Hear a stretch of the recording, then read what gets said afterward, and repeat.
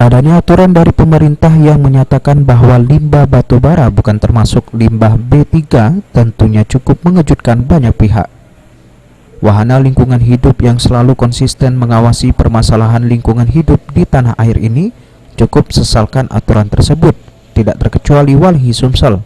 Melalui Direktur Eksekutifnya Khairul Sobri, Walhi Sumsel menilai kalau pemerintah lebih mementingkan kepentingan industri daripada rakyat, sehingga dampaknya akan mengancam kesehatan rakyat secara luas. Mengajukan bahwa limbah faba ini keluar dari masuk kategori limbah B3. Nah, melihat dari beberapa hal ini membenarkan bahwa pemerintah lebih memilih kepentingan industri dalam hal ini batubara daripada mementingkan keselamatan rakyat. Apa yang terjadi jika faba ini keluar dari limbah B3?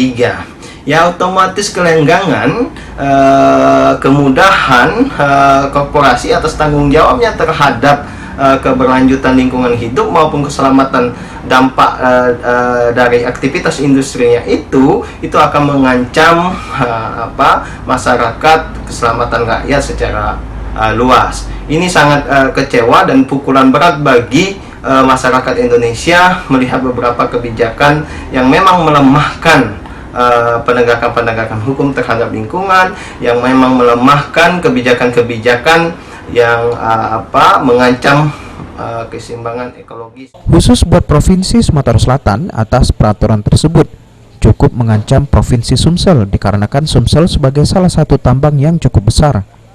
Walhi Sumsel sendiri sudah berusaha mendorong ke pemerintah guna menjaga keseimbangan lingkungan dan kesejahteraan rakyat. Firman Hidayat, PAL TV.